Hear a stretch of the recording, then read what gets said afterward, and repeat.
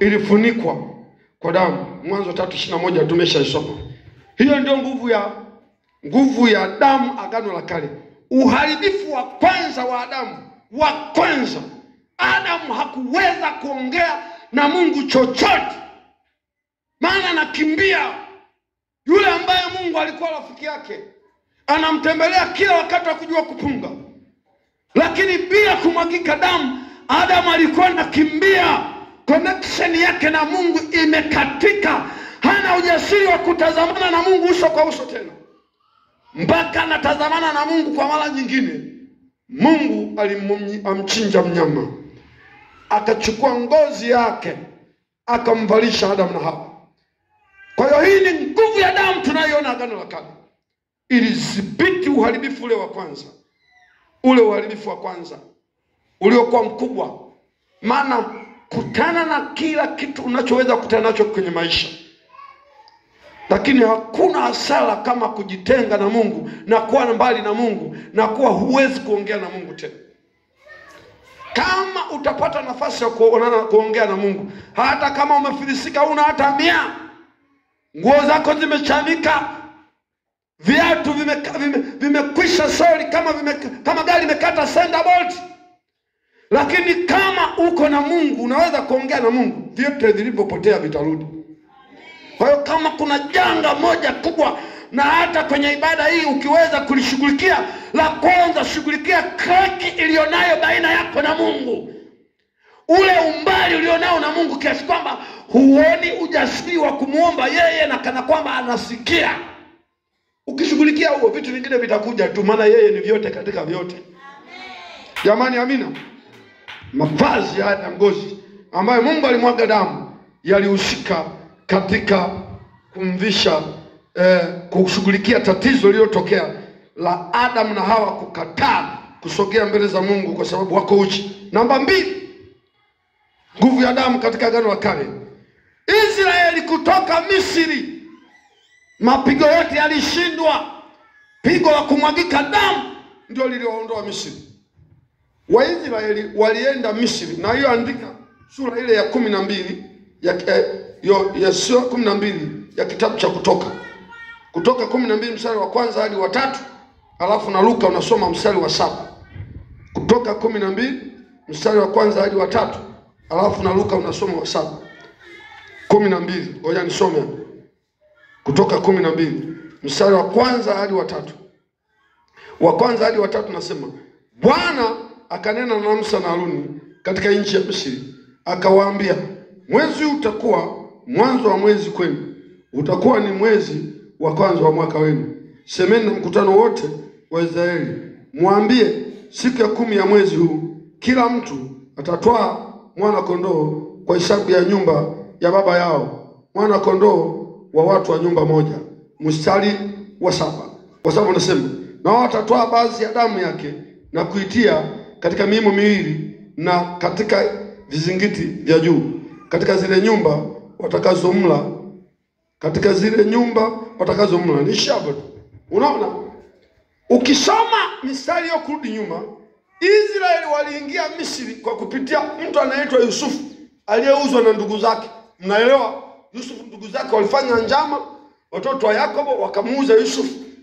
Katika kumuuza Yusufu akaenda Misri kama mtumwa, akakaa nyumbani kwa Potifa, akaweka gerezani, baadaye akatoka. Alipotoka, kulingana na huduma ambayo Mungu alimtumia ya kutafsiri ndoto, alitafsiri ndoto inayoonyesha kutakuwa na njaa. Nchi ya Misri wakaweza kuweka chakula, na kweli njaa ikatokea, na wao wakawa na chakula cha kutosha, wakati mataifa mengine hayana chakula, kwa msaada wa kutafsiri ndoto wa mtumishi wa Bwana anayeitwa nani? Yusufu.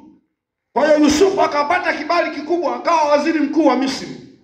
Baadaye ndugu zake wale waliomuuza wamehangaika na njaa, wametumwa kwenda Misri kununua chakula. Kufika Misri, kumbe chakula kinasimamiwa na nani? Na ndugu yao. Ni kastori karefu, kama hujui. Hicho ndio kikafanya yule bwana Yusufu baadaye akatumia mbinu, ni kastori karefu, akasema, naenda mkamlete na baba yenu aje. Ndio mzee Yakobo akahama kwenda Misri kwa mgomo sana, lakini Mungu akamwambia, usihofu kuingia Misri, kuteremkia Misri, maana kutoka huko nitakupandisha. Israeli wakaenda Misri kwa mtindo huo, wakazaliana sana, wakikaa mahali panaitwa Gosheni. Lakini wa Misri wakiongozwa na Farao. Farao ni jina la cheo, kwa hiyo kuna mafarao wengi, Farao Kufu, sijui Farao ngapi, wengi sana.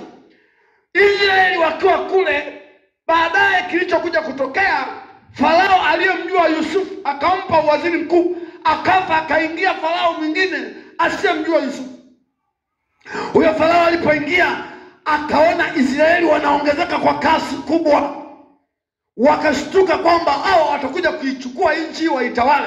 Na wakati huo Misri ilikuwa ni nchi yenye umaarufu, na ndio nchi ambayo ilikuwa ni dola kubwa duniani ya zamani kuliko dola zingine zote na maendeleo yote. Kihistoria hakuna nchi iliwahi kupata maendeleo makubwa mapema kama Misri. Hata yale maajabu 7 ya dunia sasa hivi sijui yameongezeka kwa maajabu mangapi. Na sijajua kama Tanzania tumefanya ajabu moja na lenyewe limeingizwa kwenye maajabu. Maana yalikuwa 7. Maajabu yalikuwa mangapi duniani? 7. Ukitabu ueleze maajabu 7 ya dunia. Maajabu mengine ilikuwa Misri. Misri kulikuwa kuna mapiramidi yaliyojengwa na Farao Kufu, makaburi marefu sana ya kuzikia wafalme, marefu mno, mpaka sasa yako kwenye maajabu 7 ya dunia. Mengine ni bustani ya Nebukadneza ilijengwa angani. Na kadhalika na kadhalika. Kwa hiyo Israeli wakawa kule, wakaanza kufanyishwa kazi ngumu. Farao aliyemjua Yusufu amekufa, hao wengine wanataka kutesa Israeli wasizaliane. Visa vingi, mara wakunga wameambiwa ukiona mzaliana nzaa hapa mnyonge na kadhalika. Pakafika mahali Mungu akaamua kuwatoa Misri, kuwatoa Waisraeli Misri, aende awape nchi inayoitwa Kanaani, nchi iliyojaa maziwa na asali. Kibarua kikawa namna ya kuwatoa. Maana Misri inawategemea kama watumwa, na wamekaa pale kwa miaka karibu 400 na kitu. Mungu akamwambia Musa, nitawapiga mpaka wawaachie.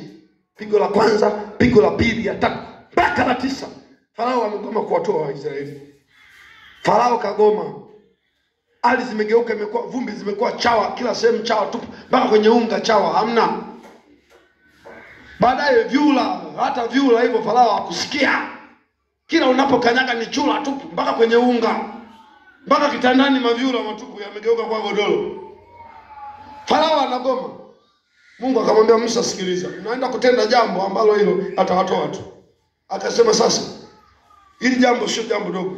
Mungu akakumbuka akasema, jamani, watu wa nyungu ni watu wa damu. Sasa ngoja niwapige mle. Akamwambia chinja, mwambie kila mwana Israeli, mwambie kwenye nyumba yake wote wachinje wachinje mnyama. Wachinje mnyama. Na hiyo Mungu alikuwa anafanya tena kuelezea dhabihu atakayetoa Yesu ya damu yake baadaye. Akasema wachinje mnyama. Wakishachinja mnyama, damu yake wapake kwenye milango ya mimo ya milango yao. Wapake damu ya yule mnyama aliyechinjwa, wapake kwenye milango yao. Alafu usiku nitatuma malaika wa kuharibu. Yule malaika atakuwa anapita nyumba kwa nyumba. Nyumba atakayoiacha salama ni nyumba yenye damu peke yake. Na siri ya kuchinja wanyama na kupaka damu mlangoni wa Misri walikuwa hawana, walikuwa nayo Waisraeli. Unajua Mungu ametupendelea, kuna siri zingine amekupa wewe, wengine hawana. Sijui kama mnajua. Hivi unajua kuna siri wazazi wako hawana, dada zako ambao hawajaokoka hawana. Mungu amekupa wewe. Na wewe kuona ni mjinga tu. Wao wanachinja wanyama, wao wanaona wajinga, wanapaka damu milangoni, wanaona kama wamechanganyikiwa hivi. Kama wanavyotuona tunaomba tunalia, wanasema wanajaza vikombe, wanapigwa kama makofi walie mpaka kikombe kijae.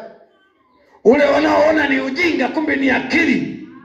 Israeli wakapaka damu, kumbe ni maelekezo ya Bwana. Wakasema sasa na jamaa haya yamechanganyikiwa, yameanza kupaka na damu milangoni, baadaye ya kumwaga yanapaka. Uambaji pakeni tu, wacha waone wajinga. Usiku akatuma malaika. Yule malaika alichokuwa nakifanya, kila nyumba yenye damu anairuka, isiyokuwa na damu anaachilia kifo. Kila nyumba kulikuwa na msiba, kila nyumba alikufa mtu. Na sio ilikuwa watu tu, Kwenye nyumba ile, kila nyumba alikuwa anakufa mzaliwa wa kwanza wa mwanadamu na wenye mifugo. Kwa hiyo kama una watoto, mtoto wa kwanza anakufa. Una mbwa wa kwanza anakufa. Una kuku, jogoo yule wa kwanza anakufa. Kwenye ng'ombe, kwa hiyo msiba kuanzia chumbani mpaka kwenye zizi. Na inategemea na aina ya vitu unavyokuwa navyo. Vyote kwa majina yake, lazima kimoja kife, lazima kimoja kife. Mauti kamwagwa Misri. Mungu akamwambia kwa pigo hili hakuna mbishi. Na nakuambia leo, kama kuna mambo mengine yote yameshindwa, damu haishindi chochote. Yale ambayo umeshindwa kwa mbinu zako, kwa mipango yako, iko damu ya Yesu inenayo mema. Iko damu ya Yesu Kristo, haishindi chochote. Mapigo 9 yale yalishindwa, lakini ili pigo la 10 lilimaliza kila kitu.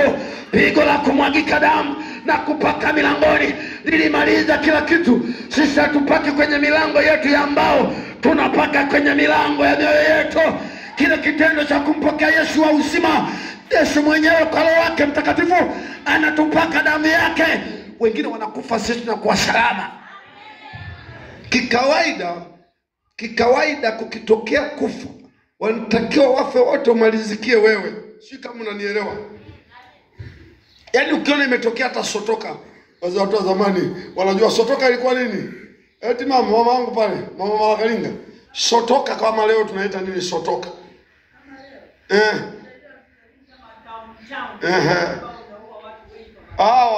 Watoto wa Kikwete hawajui sekete sokota. Wanajua sokota ni ile ya pale. Ilikuwa sokota nini? Nini inaitwa?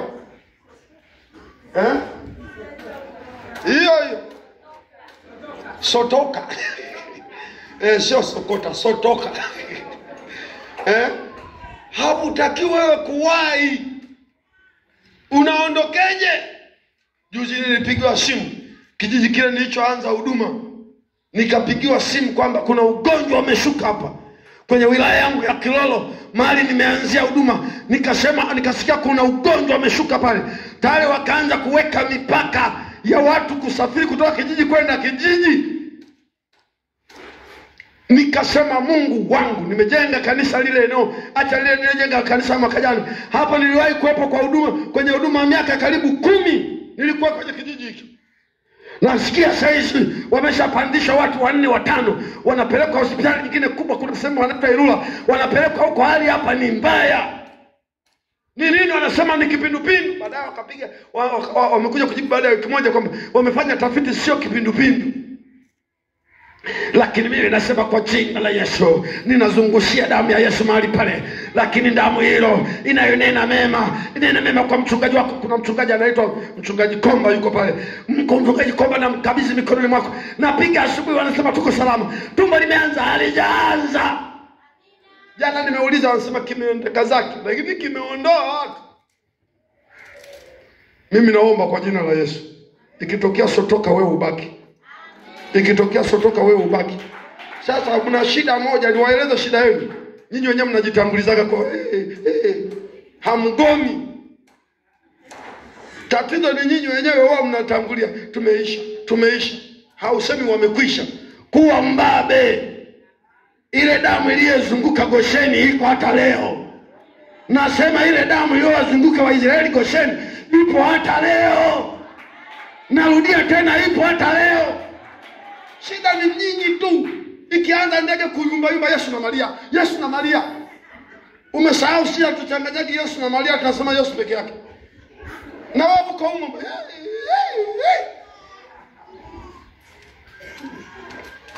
Hatutakiwi sisi kubembelezwa kama wengine wanavyobebwa na sisi tunabembelezwa. Hapana. Sisi ni unique. I'm telling you my brother, sisi ni unique. Na kwa mwanamke sisi ni unique. Muulizeni Shafani, unique ni nini? Hicho ni kihe, ni wapekee. Sisi ni wapekee, sio kubeba tu. No! Kila nyumba alikufa mtu, kila nyumba alikufa mnyama, kila nyumba alikufa ndege, isipokuwa Waisraeli. Isipokuwa Waisraeli. Na wewe ni Mwisraeli kupitia kwa Abraham. Wewe ni Mwisraeli kupitia kwa Abraham. Nguvu ya damu. Na ndio hivi hata hii Pasaka tunayoendea kesho kutwa, chanzo chake ni hapa. Neno Pasaka manake ni Passover. Kitendo cha malaika kupita juu ya Waisraeli bila kuwadhuru. Akiangalia anasema hiyo nyumba usiangushie bomu, ni ya mtu wangu. Hiyo nyumba usiangushie bomu, ni ya mtu wangu. Wewe ni wa kipekee, hata ujichanganye na watu 20 unaeleweka. Ngozi yako na mifupa yako inaeleweka. Akasema hivi, Mungu naomba, Mungu akamwambia wewe hata mifupa yako haiwezi kubaki Misri. Mifupa yako. Na ni kweli wakati wanaondoka walifukua mifupa ya Yakobo kuondoka nayo kutoka nayo Misri kwenda wapi? Kwenda Kanani. Mifupa tu. Mwambie mwenzako mpaka mifupa yangu ni unique. Kama unabisha iulize mifupa ya nani? Ya Elisha. Amekufa yuko kwenye pango, mifupa tu. Waisraeli wako vitani. Wamepigana vita. Mtu mmoja amekufa, wamesahau, akasema tukishughulikia kuzika huyu tutachelewa kuhusu vita, tutapigwa. Wacha tutupe kwenye pango lile. Wamesahau ile pango wale kumtupia mtu wa Mungu. Walipochukua ile maiti kutupia kwenye ile shimo, ilipoguswa mifupa ya Elisha, nini kilitokea? Maiti kanyanyuka. Huyo akaanza kuwafuata nyuma. Kilikuwa kindumwe cha ajabu. Mtu mnamtupia, mnajua amekufa, hapa ananyanyuka anaanza kuja. Walimfananisha na makaburi mengine. Sisi hata mifupa yetu iwe kwenye kaburi fulani, ni mauti ya mteule. Maandiko yanasema ina thamani kubwa mauti ya mteule. Ndio maana niwaambia hata wazee, please mnaponizika msinizike haraka. Na msije na mashati kama makibinga. Sio umetoka kushusha mahindi huko unakuja unasema unabeba jeneza langu. Ondoka, rudi kwenu. Mje kwangu kwa unadhifu. Na mpange na sare ya kufanya na wanakwaya, sio mnakuja tu mnaimba. No, uniform maalum. Ina baraka na uheri mauti ya mteule. Jamali imemaliza kazi na rudi zake kwa Baba. Wewe ni mtu wa kipekee sana. Damu ikafunika Israeli. Watu wanalia dili. Hebu sema maneno haya. Sema sintalia. Kile kilio cha kukata tamaa ambacho ulimwengu unalia, mimi ninacho kifuniko cha damu yako Yesu. Inanihakikishia mema. Asante Bwana Yesu. Mpe Yesu makofi mengine ya heshima mengi. Hiyo nazungumza nguvu ya damu Agano la Kale. Mwisho. Nguvu ya mwisho ya Agano la Kale. Vitu karibu vyote vilisafishwa kwa damu. Kitabu cha Ibrania 9:22 inasema na katika Torati vitu vyote usafishwa kwa damu, na pasipo damu hakuna ondoleo. Haya maneno ni makubwa. Anaposema vitu vyote vinasafishwa kwa damu, vyote, mimi sielewi una kitu gani. Kama ni akili ni kitu inaweza kusafishwa kwa damu. Kama ni mtoto wako ni kitu kitasafishwa kwa damu. Kama ni biashara yako ni kitu kitasafishwa kwa damu. Na neno kusafisha ni kukifanya kiwe safi. Neno kusafisha mara ya kwanza kilikuwa kibaya. Kama kuna mahali unakaa panaweza kusafishwa kwa damu. Katika Agano la Kale vitu vyote vilisafishwa kwa damu. Vitu vingapi? Niambie jirani yako, vitu vyako vyote vinaweza vikasafishwa kwa damu. Sasa hivi tuna makanisa ya ajabu. Ukiokoka wanakuambia tana magari ukachome moto. Kwa nini? Kwa sababu hilo ulikuwa unachezea singeri, sasa umekuja kanisani. Kachome moto. Nachoma hii sketi kwa jina la Yesu. Hii kwa sababu nilikuwa naenda na disco. Ujinga mtupu. Baada unashika na sufuria na hii naichoma, kwa sababu zamani nilipokuwa napika ugali, nilikuwa napika huko sijaokoka. Yaani wanaweka ugumu kwenye vitu. Hawaelewi damu ya Yesu inafanyaje. Kwa jina la Yesu nalikataa jina. Ili jina la Fidelis lilikuwa la babu, nalikataa. Hatupewe linaitwa Yesu. Kama una akili iliyopinda namna hiyo, utakuwa Yuda tu huko unaitwa Yesu. Vitu vyote vinaweza kusafishwa kwa damu. Vyote. Una akili ya ajabu haieleweki. Hujui hata kupanga mipango, akili yako imepinda, ina matege. Maadamu uko kanisani, Kama Agano la Kale vitu vyote vilisafishwa kwa damu ya mnyama, hapa ipo damu kubwa inayopita damu zote. Vitasafishwa. Kanisani kinatakiwa mtu ukija ueleweke, baadaye ueleweke. Mwambie jirani yako, madam mmekuja hapa. Mwambie madam mmekuja hapa. Hata kama ueleweke huko nyuma ulikotoka, hapa lazima ueleweke. Mwambie akili yako ina matope. Imekaa kama kipolo. Hapa lazima isafishwe. Unashangaa mtu kwa kanisani anasema, unajua huyu tumuonee huruma, aliwahi kuvuta bangi. Bangi zinahusianaje ukiwa hapa? Na damu ya Yesu naye nena mema, afu unatuambia bangi za zamani. Jamani huyo msamee, unajua na kazi ya zamani alikuwa mwizi. Kwa nini tutetea wizi hapo? Jamani msamee, huyo alikuwa baa, ndio maana anapotembea anafanya hivi, alikuwa baa. Biblia inasema katika Torati vitu vyote damu ilikuwa inaweza kusafisha. Vyote. Sasa ndio kushangaa wewe kwenye kwa damu ya Yesu ishinde. Mwambie muulize mwenzako, damu ya Yesu inakushindwe. Unajua mimi na hasira, mimi ni muhe, unajua tutakuwa na hasira kujinyonga. Kajinyongele huko. Kama damu ya mbuzi iliweza kubadilisha watu, vitu vyote vilisafishwa, akia kujinyonga iliondoka. Kwa nini siondoke kwa damu ya Yesu? Mwambie jirani yako, hapa vitu vyote vinasafishwa kwa damu hapa. Vyote vinasafishwa kwa damu. Sasa hivi masharti mengi. Mimi na tahadhari zangu za afya, lakini karibu nataka kushindwa kuyakubali masharti hayo yanayowekwa sasa hivi. Ni mengi, kila mtu daktari sasa hivi. Karibu vitu vyote vinakataza kula. Sasa tutakuwa na watu zezeta tu. Zezeta mtu nakuta mtembea. Sitaki kunywa soda wala jamaa. Mwingine na mchuzi mwage ule kavu. Alafu wanaposisitiza hivyo, afya zao anakwenda anafikiri anarudi.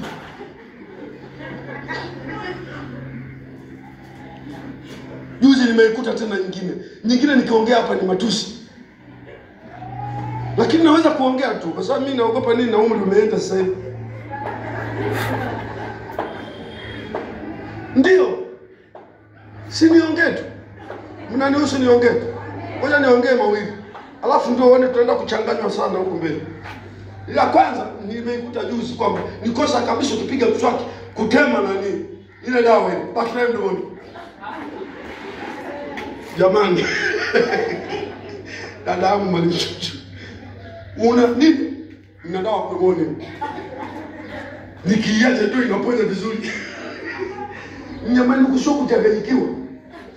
Ndio wanaposema yani uko kote hawajawahi kutuambia. Ila sasa hivi wanasema ukisha usukutua hivi, ukisha piga msaka, piga na yale makoza yanayobakia meupe afu yabakize mdomoni yafanye chakula.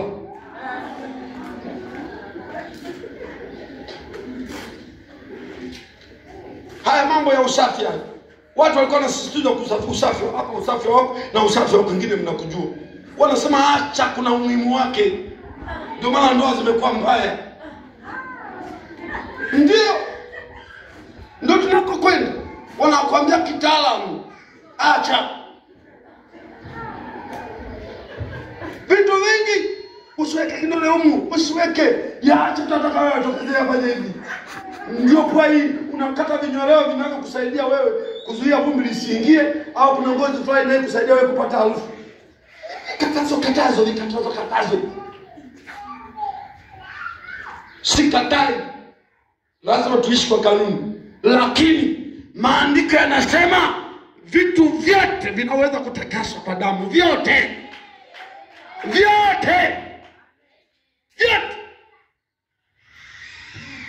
Tunaishi ulimwengu tunaoweka matumaini katika Yesu mbali. Tunabaki na matumaini ya matabibu. Na matumaini ya matabibu wenyewe wamechoka. Hivi utaharibu figo na figo ndio zinaendelea kuharibika tu. Kula matunda, kesho yake nani waliona matikiti yale wasema. Unaona ile tikiti sio lenyewe. Ama angalia likamue hivi. Tikiti unaweka pembeni, naenda kwenye matango. Ukifika kwenye matango akujie mtu, weka pembeni. Naenda kwenye nini? baada unatembea uombe. Tikiti sio la kula, tango sio la kula, kitu fulani sio cha kula. Unapokula yani unakalilishwa vitu vya kujihamihami. Tunapunguza mamlaka ya nguvu ya damu ya Yesu. Na kama kuna kipindi tuko kipindi kigumu, hiki hapa ni kigumu mno. Kama huipi nafasi damu ya Yesu itakase kila kitu kwenye maisha yako, wewe ni marehemu. Utasema ule dona, haya mahindi ya leo ya dona sio mahindi yale tuliokula kina yai mwanzoni. Tuko tunakaanga tunakula. Ni mahindi mengine kabisa. Yamejaa madawa tupu, mpaka na pumba yake dawa tupu. Unasema ule nyanya, hiyo nyanya leo inapigwa sindano inanenepa hapo unaiona hiyo. Kuna makuku mengine yako pale, kuna kuku wa kienyeji. Nani anatoa sindano ili mapaja yaongezeke hivi? Utakoma mnakutana huko huko. Unasema ule mboga na hizo mboga hizi zisiliwe na dudu, hizo dawa anazozipiga wanajua wenyewe. Sasa ukiweka tegemeo hapo, umeisha au hujaisha? Lakini maandiko yanatuambia hata mkila kitu cha kufishi hakitafanya nini? Haina maana tuchukue sumu tule, lakini anasema for emergency. Imetokea mteule kala sumu bila kujua. Kawaida nguvu inayotenda kazi kwa muamini haupaswi kufa. Katika Torati vitu vyote viliweza kutakasa kwa damu. Naomba usimame pale ulipo. Damu ya Yesu inanena mema. Damu ya Yesu inanena mema. Damu ya Yesu inanena mema.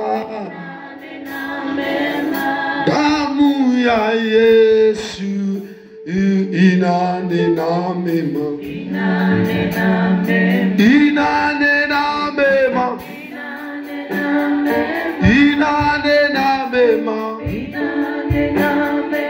Inanena mema. Inanena mema. Damu inanena mema.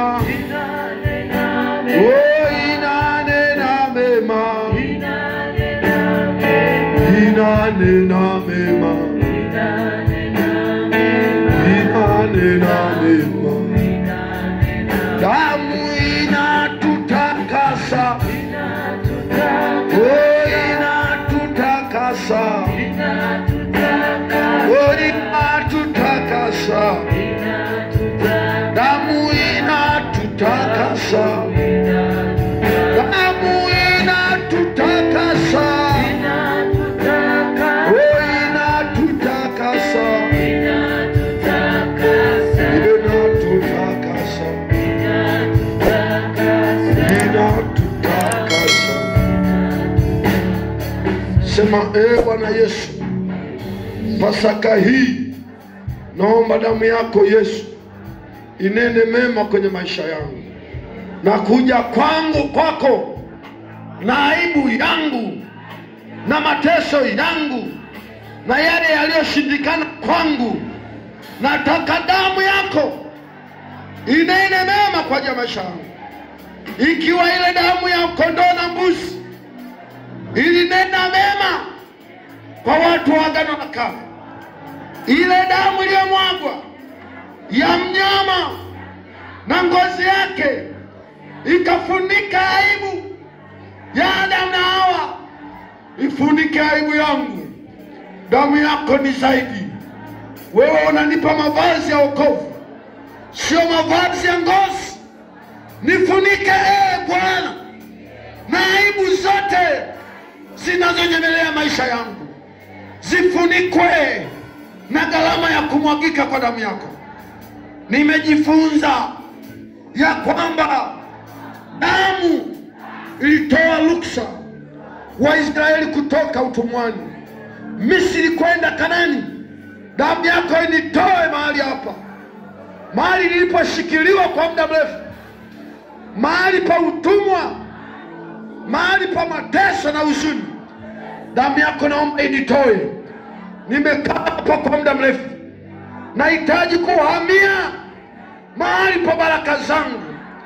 Ninaiomba pia damu yako Yesu isafishe kila kitu maishani mwangu, kila kitu kinachoonekana kifai isafishe, maana imeandikwa katika Torati, vitu vyote vilisafishwa kwa damu, na pasipokuwa na damu hakukuwa na ondoleo. Leo mimi ni Mkristo wa Agano Jipya, iko damu yenye nguvu kuliko wakati wa Torati. Naomba vitu vyangu vyote visafishwe, vile vinavyoonekana vinanuka, vile vinavyoonekana havifai visafishwe.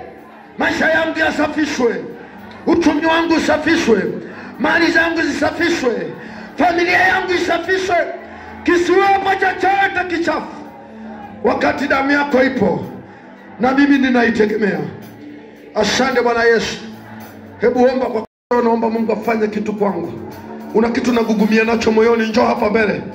Wachungaji wangu watatusaidia, tutaomba na wewe. Unasema katika Pasaka hii, haya mafundisho naye yapata, itendeke hivyo hivyo kwangu. Israeli kama hawakuthubutu, kama wangetoka eneo la mateso, Misri ilikuwa imewashikilia kikweli kweli. Ilikuwa ni ngumu kutoka Misri, lakini damu ilifanya watoke. Ilifanya watoke. Adam na Hawa ilikuwa ni aibu isiyoepukika. Walijaribu kuchuma majani kwenye bustani ile. Kila walipochuma asubuhi majani yamenyauka, aibu iko pale pale. Ikawa ni aibu inayojirudia asubuhi au inayojirudia jioni. Wakaanza kukimbia wasiko kujua. Lakini Mungu akaona busara, akamchinja mnyama, akachukua ngozi, akawafunika Adam na Hawa, akapata fursa ya kuongea nao. Rambo raba kashonderi basaka randa masaka. Hebu wachungaji ombeeni watu hawa, damu ya Yesu inene mema juu ya maisha yao, iwaondolee aibu, ikawa kifuniko, iponye magonjwa, iondoe mikosi, iondoe balaa, iachilie matumaini, yakamonja manandoresa Randoresa katana. Yale mambo ya aibu tunayakataa kwa jina la Yesu. Kwenye Pasaka hii tunayakataa katika jina la Yesu. Mambo ya aibu tunayakataa, aibu za dhambi, aibu za kiuchumi, aibu za kiafya, aibu za kucheleweshwa mahali fulani bila kupata majibu ya haraka, tunakataa kwa jina la Yesu. Aibu ya kwenye familia, aibu kwenye ndoa, aibu kwa jina la Yesu tunazikataa kwa jina la Yesu. Tuwavushe watu, wapeleke Kanani yao, Madhari wameikubali damu yako ipakwe kwenye mimo ya mioyo yao Bwana, wakaanze safari kuyaelekea mema yao. Yale yameumiza mioyo yao